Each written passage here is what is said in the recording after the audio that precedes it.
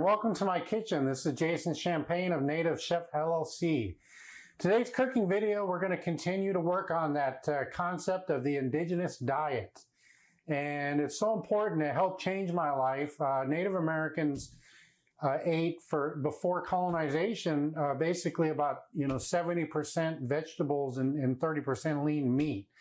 So that's what today's menu is going to be about. We're going to be cooking some bell peppers, which are just great, loaded with a bunch of minerals and vitamins. And we're going to be adding some spinach and some garlic to that. And we're going to saute all of it up, and going to be adding a yellow squash. And we're going to be cooking a turkey breast. It's boneless, about 3 pounds.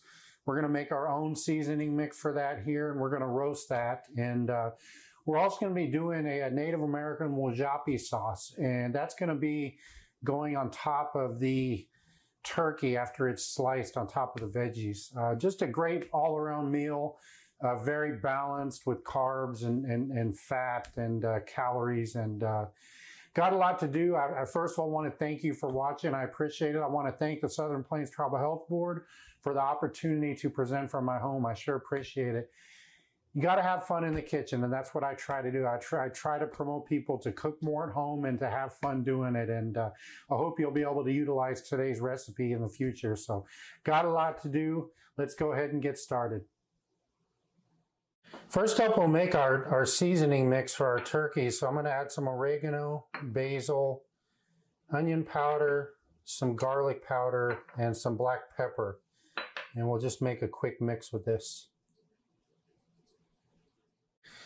This is a turkey we're going to be using, and it's a 3-pound turkey, and it's boneless, so turkey breast. And this is a butterball turkey. What I like about using these boneless ones is you don't have to worry about the bone, obviously, and they're much easier to cut, and they cook much quicker than a whole turkey or a turkey breast. They're usually about $10 for 3 pounds or so, but you get all yield of meat, and that's what I like about them. Plus, that they come with this netting around it, the butcher twine netting that keeps it nice together, so it's easier to carve at the end. So what we're going to do is we're going to add a little bit of oil, and we're going to rub it on both sides. And oil basically acts as a glue.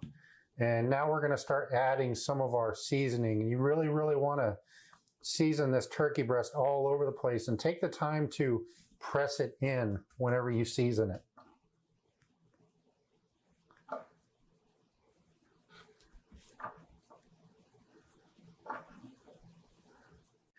Now we'll place the turkey into a oven-safe roasting pan. It's got a rack, and we're going to keep it off of the bottom. If you don't have a rack, that's just fine. It's just going to sit in some liquid. And the reason why you don't want to do that is because you're going to lose the seasonings that we put on the bottom. So this has a fatty side, and you want to do the fat on the top. That way it's going to somewhat melt down and keep the turkey moist as it cooks. And I preheated my oven to 375, and we want to add some water to this here at the bottom to keep it moist. And the water will kind of steam up and help cook it. And we'll just throw it into the oven and get started on our other veggies. Now that the turkey's in the oven, we can work on a Wajope sauce. So what I have here is I have some blueberries. What's great about this is you can use frozen or fresh blueberries, and I have some frozen ones here. Water, we got some maple syrup here, and I got some cornstarch. And you want to use equal amounts of cornstarch to water. So I'm going to add the cornstarch to the water, and we're going to make what's called a slurry. And it's going to be a thickener that's going to thicken our blueberry sauce. So just want to make that real quick before we get started. Next up, we'll add our blueberries to the pan, and then we'll add some water. And we want to bring this to a boil. And then once at a full boil here, we're going to turn the heat down, and we're going to go ahead and stir in our slurry.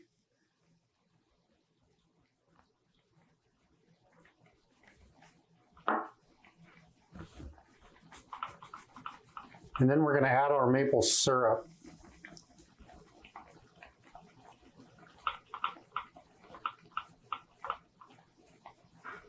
And we'll let this simmer until we're ready for it. That's what's great about doing the sauce is it'll be waiting on us. When we're ready for it, it's going to be waiting on us. So just put it on low. You could even turn it off for a little bit if you want.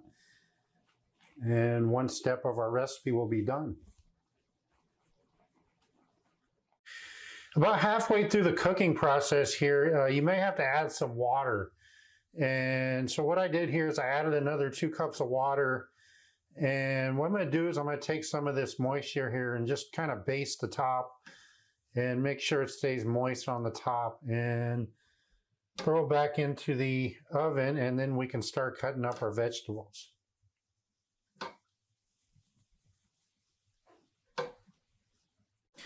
We'll cut up our bell peppers and just get rid of this middle part here and then get rid of a lot of that pulp.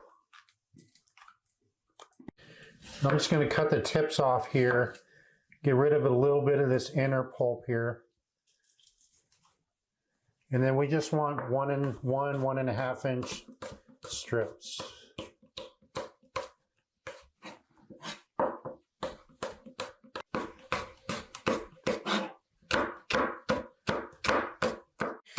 We want food to look similar, so because we cut the red bell pepper into these strips, we want to make sure we cut all of our bell peppers the same. So we'll cut the orange into strips. And we'll cut our yellow bell pepper into strips as well.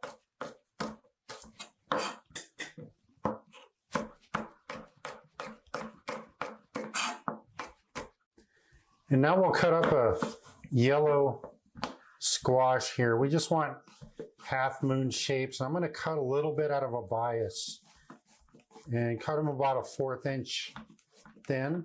They're going to cook quick.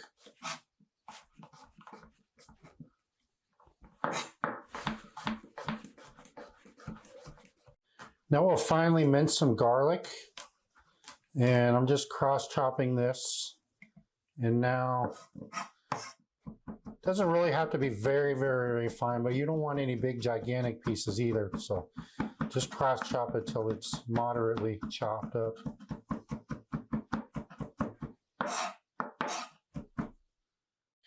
And then we'll get the juice of half of a lemon. And I like to do this in a separate container because sometimes you get seeds in it and you don't want to get those seeds into your dish, so it's an easy way to dig them out. The turkey's done here, and depends on how good your oven is, if it's a newer or an older model, but it's probably going to take about 1.5 hours to 1 hour and 45 minutes to get up to 165. And the best way to test that is to invest into a meat thermometer. Take it out at 1 hour, 20, 30 minutes and see where you're at. And make sure that it minimally gets up to 165, which this one did. Again, it's better to go over 165 than be under, because then once you cut it in, you have to put it back in and you lose a bunch of juices. So it's a great investment. So what we want to do is we want to let this rest really well. And what that does is that helps the juices settle in the turkey. As well, it helps this outer butcher twine come looser so it won't tear off the skin. So let it rest for about 30 minutes before carving, and also put a piece of tin foil on top. And what happens is there's moisture that's coming up, and we want to capture that moisture. And instead of evaporating, we want to capture it and then keep it on top of the turkey so that it stays moist in the cooling process. Now that the turkey's rested for about 30 minutes, we want to work on getting this butcher twine off. So just loosen it from the skin the best you can, and then go ahead and cut it and work on getting that off.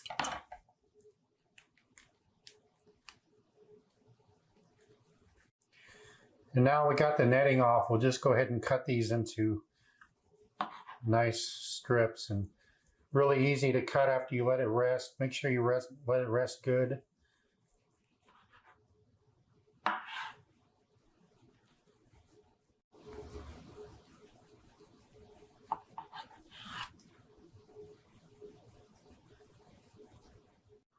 And now we'll just put it on a serving platter here and kind of make sure that they shingle out a little bit.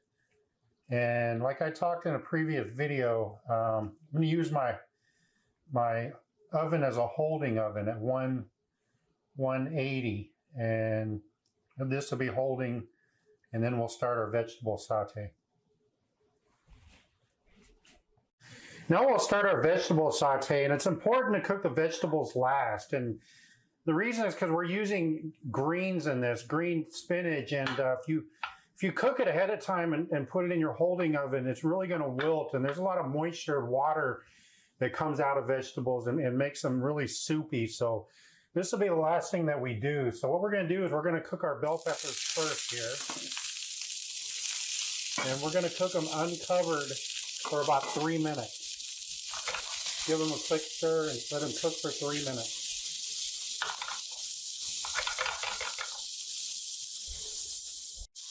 You want to stir the bell peppers occasionally here.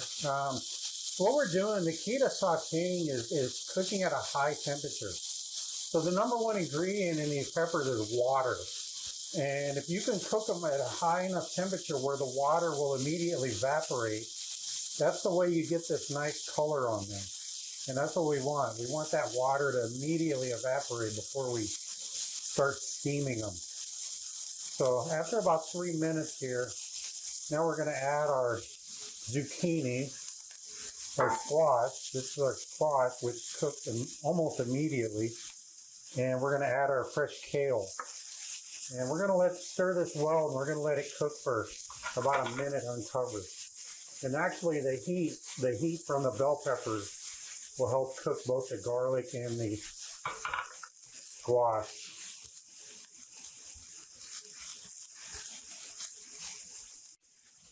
Now we want to add our spinach, and this looks like a lot of spinach. The recipe calls for 4 cups of packed spinach. When you see the word packed, that means that you take your 1 cup and you pack it in instead of just loosely putting it in. And you want about 1 cup, or at least 3/4 of a cup per person in this recipe. So we just want to cook this until it becomes wilted. And the best way to do that is just to start stirring it in. And once you start stirring it in, you'll see it start wilting down.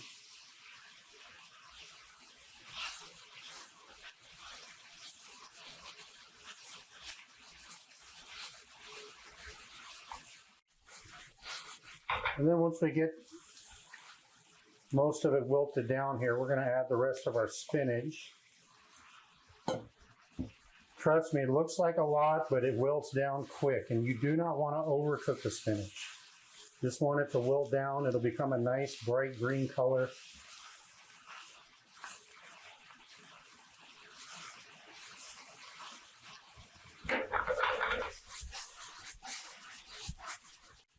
Once we have our spinach nicely wilted into our dish here, instead of sodium, we're going to add some fresh lemon juice that we squeezed earlier. Really give it a great flavor. And then we'll plate.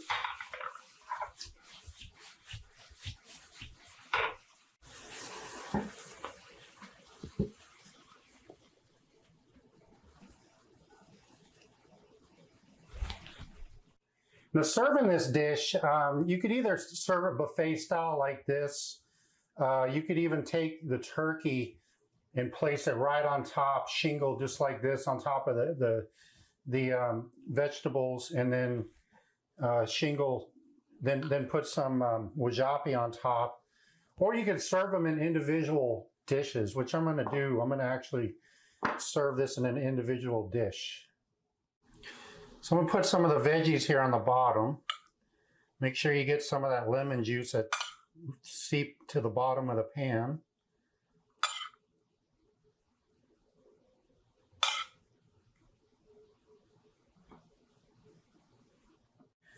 And then I'm going to take a couple slices of our turkey here, and we're going to layer it right on top, just like this.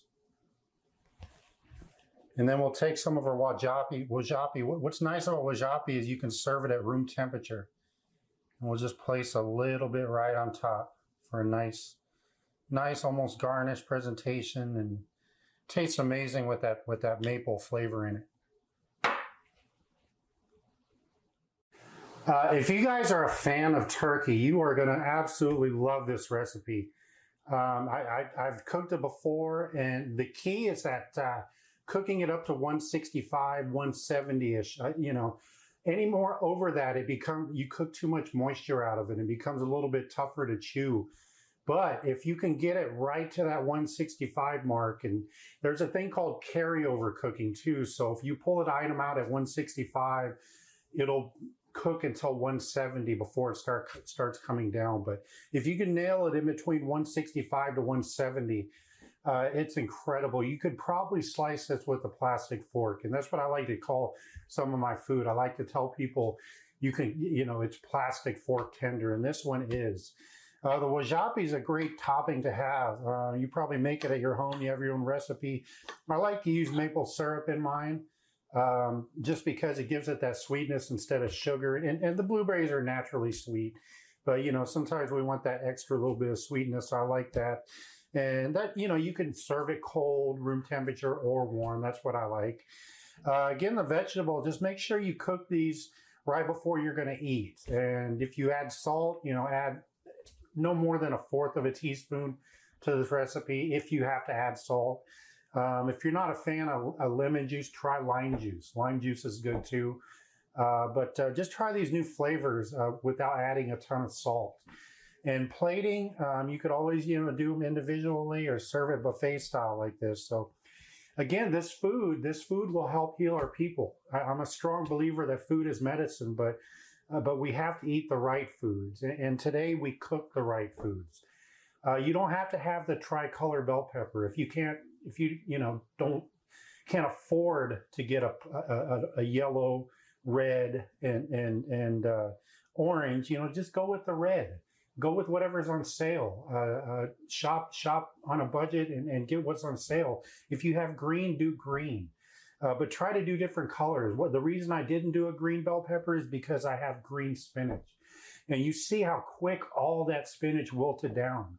So that's why it's important not to overcook it and wilt some into it and then take some more and wilt some into it. And spinach is a superfood. It's just so tremendously good for us. So had a great time cooking today. Thank you so much for watching. I appreciate it. And enjoy a good dinner and probably have a few leftovers and share some with my family. So until I see you again in the next video, stay safe, stay well, eat well, and always remember to have fun in the kitchen.